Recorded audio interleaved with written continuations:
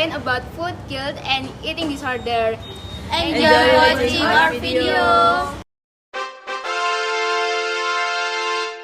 You just finished a warm, fudgy, and delicious brownie. You should feel content and satisfied, but you don't, because those all too familiar feelings creep in. Overwhelming guilt, regret, shame. You wish you didn't eat that. You wish you'd stop at one bite. You're going to have to start over tomorrow again. Feeling guilty about eating is common, but that doesn't mean it's healthy. And it also doesn't mean it's a feeling you have to live with forever.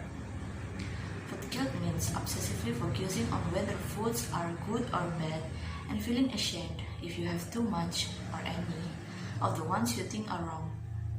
It can lead to unhealthy worry, stress, shame, and potentially disordered eating.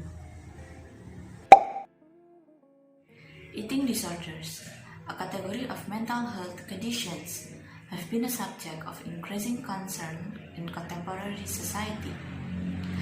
They are characterized by severe disturbances in eating behaviors and related thoughts and emotions, often driven by body dissatisfaction and distorted by body image. There are three main types of eating disorder: anorexia nervosa, bulimia nervosa, and binge eating disorder. Anorexia nervosa is characterized by a fear of gaining weight and a distorted body image. Individuals with anorexia have a significantly low body weight and may engage in restrictive eating habits, purging, and excessive exercise. Bulimia nervosa is characterized by binge eating followed by purging through methods such as vomiting, and the use of laxative is order preventing weight gain. Binge eating disorder is characterized by regular episodes of binge eating accompanied by feelings of shame, guilt, and lack of control. Of eating disorders are complex and multifaceted. They include genetic factors, environmental factors, cultural factors, and psychological factors. Genetic factors play a role in the development of eating disorders. Certain individuals may be predisposed to the illness due to their family's history. Environmental factors such as peer pressure, social media, and cultural norms that emphasize thinness and beauty also contribute to the development of eating disorders. Psychological factors such as low self-esteem, anxiety, depression, and perfectionism can also lead to the development of eating disorders. Disorder can have severe consequences on both physical and mental health. Individuals with anorexia may experience malnutrition, dehydration, and electrolyte imbalance. And in severe cases, they may develop organ failure and require hospitalization. Individuals with bulimia may experience gastrointestinal problem, dental problem, and electrolyte imbalance. Being eating disorder may lead to obesity, which can increase the risk of developing other health problems such as heart disease, diabetes, and hypertension. Eating disorder also have severe mental health consequences, include depression, anxiety, and suicidal thoughts.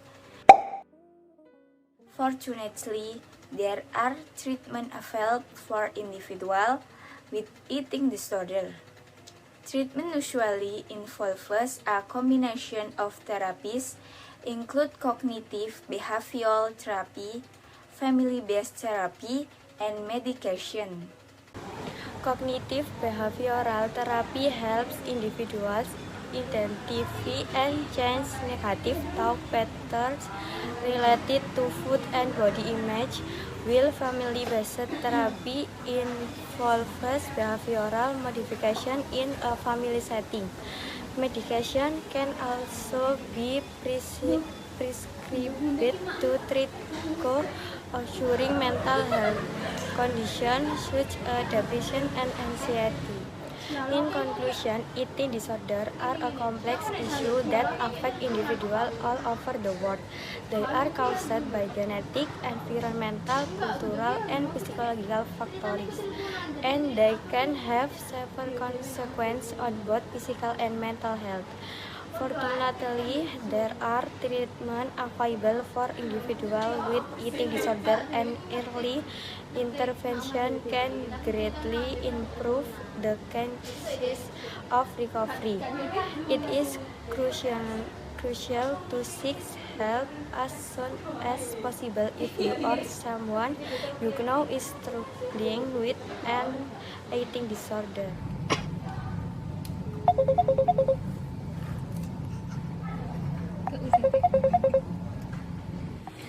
Do you guys know about the famous diet challenge?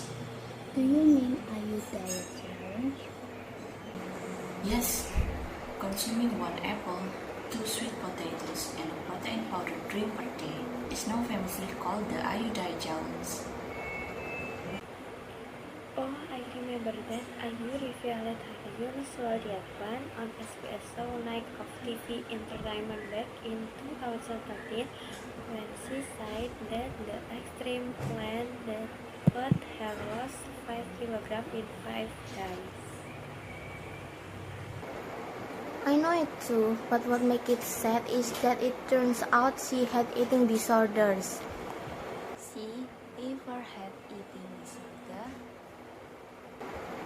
Yes, Ayu opened up about her eating disorder. She said she became bulimic after she felt anxious, doubting, and hating herself, and hearing that her popularity and success could be taken away at any time. She said she ended up binge eating, filling herself up when she felt empty inside. For a period of time, Ayu said that she would just eat and sleep between throwing up. Right. Fortunately, she sought professional help as well as advice from others. She started to take care of her mental and physical health by, among other things, keep a diary after seeking treatment. She's getting much better at following the new, healthier eating rules she had imposed on herself, including eating after working out and enjoying good quality meals each day. I'm glad that she recovered and doing very well now. Being skinny is the Korean beauty standard. Because of this, a lot of idols actually have eating disorders. K-pop idols tend to get a ton of head along with love. Them being chubby just increases the amount of that head.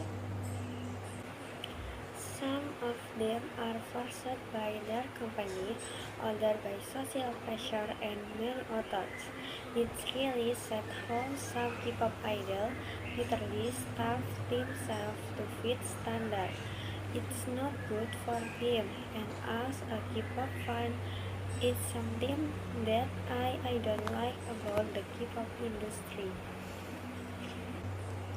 I would hope non-disordered folk would understand how severely eating disorder can affect someone and their interests.